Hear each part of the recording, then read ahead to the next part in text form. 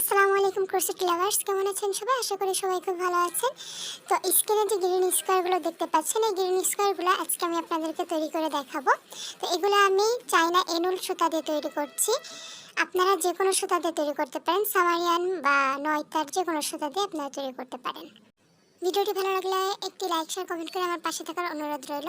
আর যারা আমার ভিডিওটি নতুন দেখছেন তাদেরকে আমার চ্যানেলটি সাবস্ক্রাইব করে আমার পাশে থাকার অনুরোধ রইল। আর যারা আমার চ্যানেলটি অলরেডি সাবস্ক্রাইব করে ফেলেছেন তাদেরকে অসংখ্য ধন্যবাদ।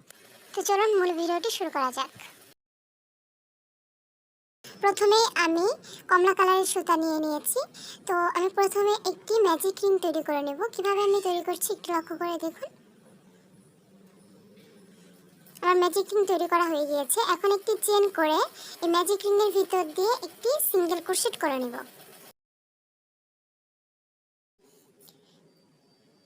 তো দেখতে পাচ্ছেন আমার একটি সিঙ্গেল ক্রোশেট করা হয়ে গিয়েছে। এখন এই সিঙ্গেল ক্রোশেটের ভিতর দিয়ে আমি আরো একটি সিঙ্গেল ক্রোশেট করে একটি ডাবল ক্রোশেট করে নিলাম। আপনারা এই কাজটি 3টি চেন করে একটি ডাবল ক্রোশেট করতে পারেন। তবে আমি যেভাবে ডাবল ক্রোশেটটা করে দেখালাম এইভাবে করলে ফিনিশিং সুন্দর আসবে কাজের।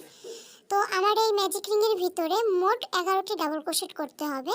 তো আমি 11টি ডাবল ক্রোশেট করে নিচ্ছি।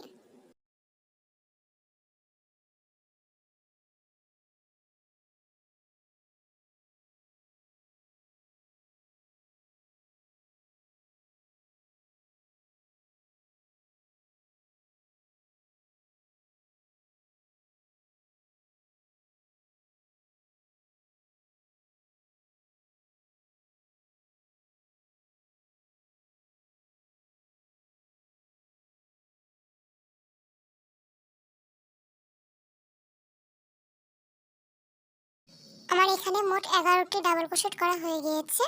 এখন প্রথম যে ডাবল ক্রোশেটটা করেছিলাম সেখানে আমি একটি স্লিপ স্টিচ দিয়ে আটকে দেব। তো এখন আমি যে কথাগুলো বলবো একটু লক্ষ্য করে শুনবেন। এই স্লিপ স্টিচ করার পরে দেখতে পাচ্ছেন একটি চেন হয়ে যাচ্ছে আমার এখানে। তো আমি এই চেনটা ধরে মোট 12টি চেন ধরবো। মানে স্লিপ স্টিচ করার পরে যে চেনটা হয়েছে সেটির উপরে আমি দ্বিতীয় রাউন্ডের কাজ করব। মানে ওই চেনটাকে আমি আরও একটি ডাবল ক্রোশেট রূপে ধরে নিলাম। মোট আমার ধরুন এখানে 12টি ডাবল ক্রোশেট করা হয়ে গিয়েছে।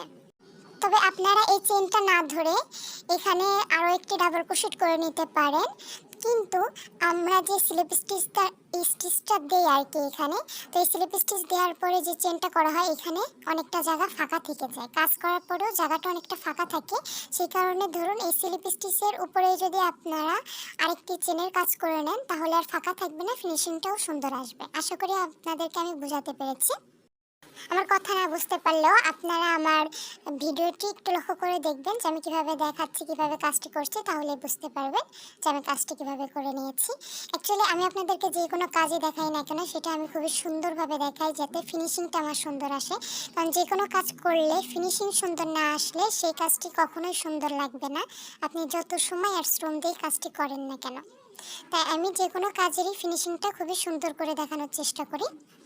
এখন আমি প্রথম যে ডাবল ক্রোশেটটা করেছিলাম সেটির উপরেই অফ হোয়াইট কালারের সুতাটি অ্যাড করে নিচ্ছি। এটা অফ হোয়াইট না, এটা হচ্ছে আপনার ক্রিম কালারের সুতা। আমি অ্যাড করে নিচ্ছি, একটি চেন করে নিলাম। এখন একই স্পেস থেকে আমি একটি সিঙ্গেল ক্রোশেট করে নেব। এই সিঙ্গেল ক্রোশেটের ভিতর দিয়ে আমি আরও একটি সিঙ্গেল ক্রোশেট করে নিয়ে এটা আমি লুপ আটকে দেবো না, এটাকে হাফ ডাবল ক্রোশেট হিসাবে ধরে নেব। এখন একই স্পেসে আমি আরও একটি হাফ ডাবল ক্রোশেট করে নেব।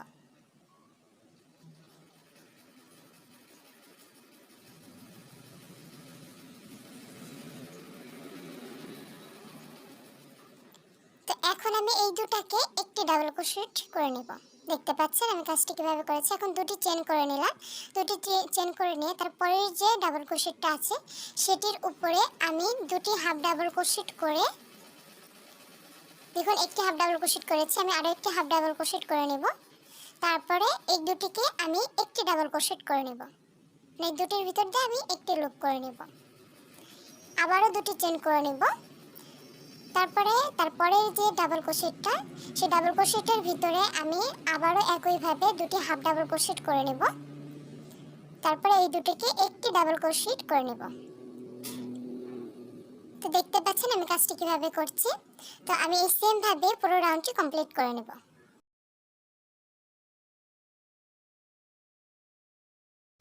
দেখতে পাচ্ছেন আমি আপনাদেরকে যেভাবে দেখিয়েছিলাম সে একইভাবে সম্পূর্ণ কাজটি করে নিয়েছি। এখন আমি লাস্টের কাজটি বাকি রেখেছি আপনাদেরকে দেখানোর জন্য। আমি যে স্লিপ স্টিচ করেছিলাম সেখানে বলেছিলাম যে আমার একটি চেন হয়েছিল, সেই চেনের ভিতরে আমি এখন কাজটি করব। দেখুন এখন আমি যদি এখানে আরো একটি ডাবল ক্রোশেট করে নিতাম, মানে মোট 12টি ডাবল ক্রোশেট করে নিতাম, তাহলে কিন্তু এই যে গ্যাপটা দেখতে পাচ্ছেন এই গ্যাপটা থেকে যেত আর কাজের ফিনিশিংটা সুন্দর আসতো না। আশা করি এখন আপনারা বুঝতে পেরেছেন যে আমি কেন স্লিপ স্টিচের উপরে 12টি চেনের কাজ করছি।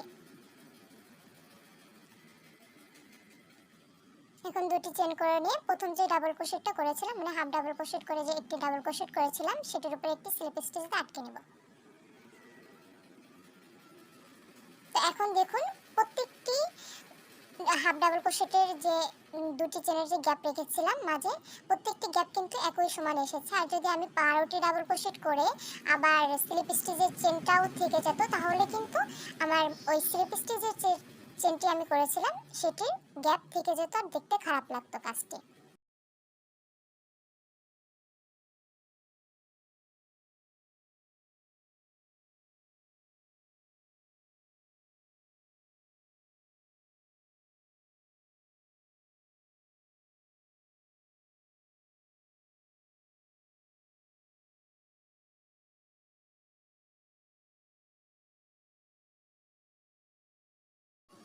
এখন আমি এখানে হালকা পিঙ্ক কালার যেটা সেই সুতাটি অ্যাড করে নিচ্ছি। তো দুটি চেনের যে গ্যাপ আমি করেছি সেই গ্যাপের ভিতর দিয়ে আমি সুতাটি অ্যাড করে নেব। একটি চেন করে নিলাম। এখন একই স্পেসে আমি একটি সিঙ্গেল ক্রোশেট করে নেব। তার ভিতর দিয়ে আরো একটি সিঙ্গেল ক্রোশেট করে আমি একটি ডাবল ক্রোশেট করে নিচ্ছি। এখন একই স্পেসে আমি আরো দুটি ডাবল ক্রোশেট করে নিচ্ছি।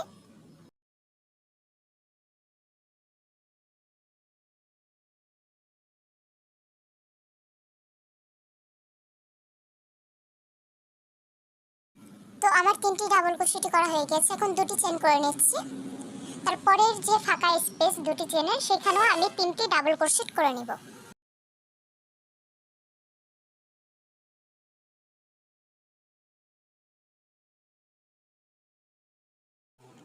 এই স্থানেও আমার তিনটি ডাবল ক্রোশেট করা হয়ে গিয়েছে। এখন দুটি চেন করে নিয়ে একইভাবে তারপরে যে দুটি চেনে ফাঁকা স্পেস আছে সেইখানে আমি তিনটি ডাবল ক্রোশেট করে নেব।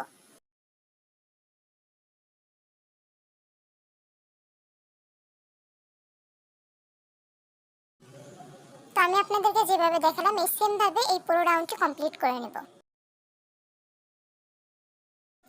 দেখতে পাচ্ছেন আমি আপনাদেরকে যেভাবে দেখিয়েছিলাম সে একইভাবে পুরো কাজটি আমি কমপ্লিট করে নিয়েছি। এখন প্রথম যে ডাবল ক্রোশেটটা করেছিলাম সেখানে একটি স্লিপ স্টিচ দিয়ে আটকে দিচ্ছি। এখন আমি এই সুতাটি কেটে নেব।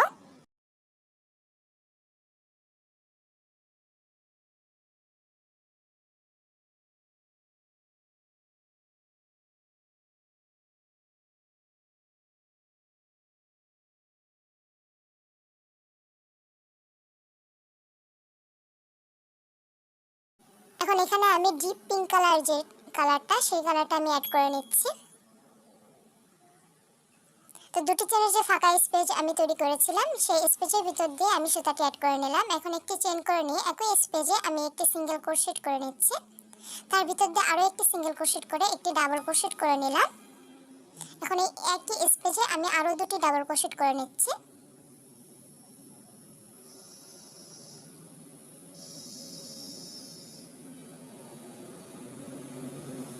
তারপরে যে দুটি চেনের ফাঁকা স্পেস আমি সেখানেও তিনটি ডাবল ক্রোশেট করে নেব।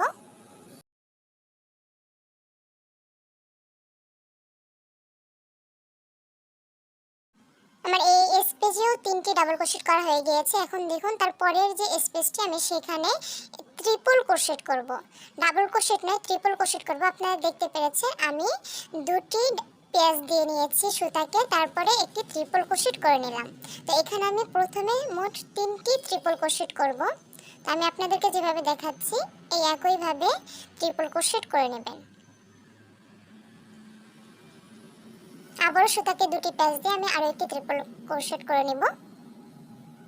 আমার তিনটি ট্রিপল ক্রোশেট করা হয়ে গিয়েছে। এখন তিনটি চেন করে নিয়ে একই স্পেসে আরো তিনটি ট্রিপল ক্রোশেট করে নেব।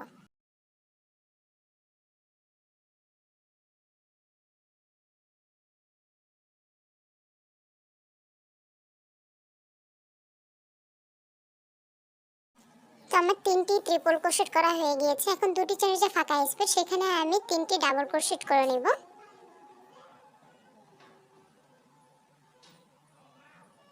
তারপরে যে দুটি চেনের ফাঁকা স্পেস সেখানেও আমি 3টি ডাবল ক্রোশেট করে নেব।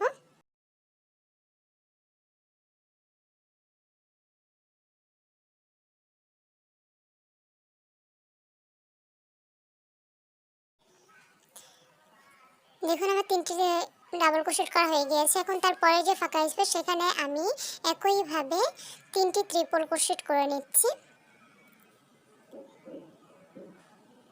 আগেরটি আমি যেভাবে করেছি সেই একইভাবে কিন্তু আমি এই জায়গার কাজটি করে নিব। এখন 3টি চেন করে নিলাম। এখন একই স্পেসে আরও 3টি ট্রিপল ক্রোশেট করে নিব। তাহলে আমার আরেকটি কোণা তৈরি হয়ে যাচ্ছে স্কোয়ারের। মোট 2টি কোণা আমি আপনাদেরকে তৈরি করে দেখাচ্ছি। তো আমি এই 2টি কোণা যেভাবে আপনাদেরকে তৈরি করে দেখালাম এই একইভাবে সম্পূর্ণ কাজটি আপনারা করে নেবেন। দেখতে পাচ্ছেন যে আমি কিভাবে কাজটি করেছি, এই একইভাবে সম্পূর্ণ কাজটি করে নেবেন।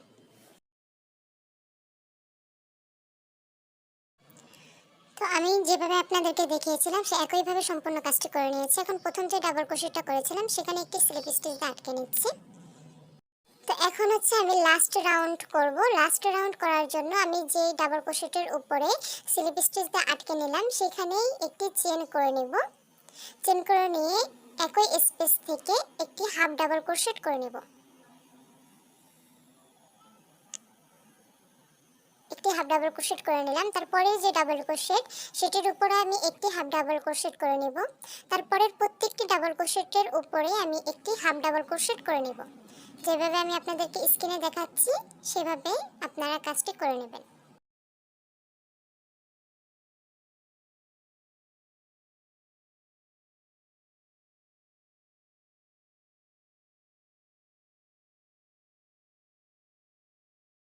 তো দেখতে পাচ্ছেন আমি প্রত্যেকটি ডাবল ক্রোশেটের উপরে একটি করে হাফ ডাবল ক্রোশেট করে নিলাম।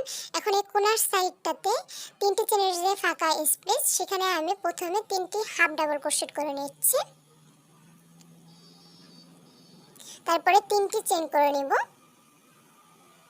তারপরে একই স্পেসে আরও 3টি হাফ ডাবল ক্রোশেট করে নেব।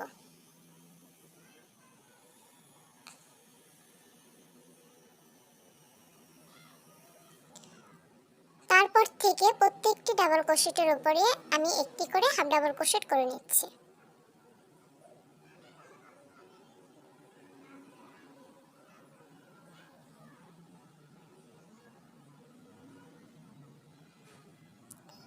তো আমি আপনাদেরকে যেভাবে দেখালাম এই একইভাবে পুরো রাউন্ডটি কমপ্লিট করে নিতে হবে।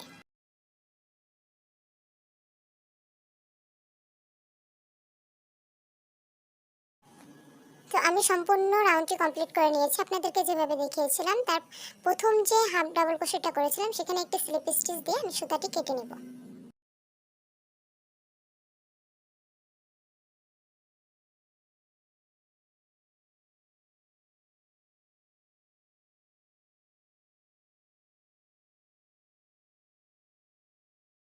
আর এই স্কোয়ারগুলোর সাইজ আমি বলে দিচ্ছি। এই স্কোয়ারগুলোর সাইজ হচ্ছে 4 বাই 4 ইঞ্চি আমি করেছি। মানে 4 ইঞ্চি চওড়া 4 ইঞ্চি লম্বা, যেহেতু স্কোয়ার শেপ এসেছে তো 4 সাইডই সমান। আর এটি দিয়ে আমি ছোট একটি মোবাইল পার্স তৈরি করব, সেটি টিউটোরিয়ালও ইনশাআল্লাহ কিছুদিনের মধ্যে পেয়ে যাবেন। তো দেখতে পাচ্ছেন আমার পিঙ্কিশ স্কোয়ারগুলো তৈরি হয়ে গিয়েছে। তো আপনাদের কাছে কেমন লেগেছে অবশ্যই আমাকে কমেন্টে জানাবেন, কারণ আপনারা একটি কমেন্ট একটি লাইক শেয়ার করলে আমি নতুন নতুন ভিডিও করতে আরও বেশি উৎসাহিত হই।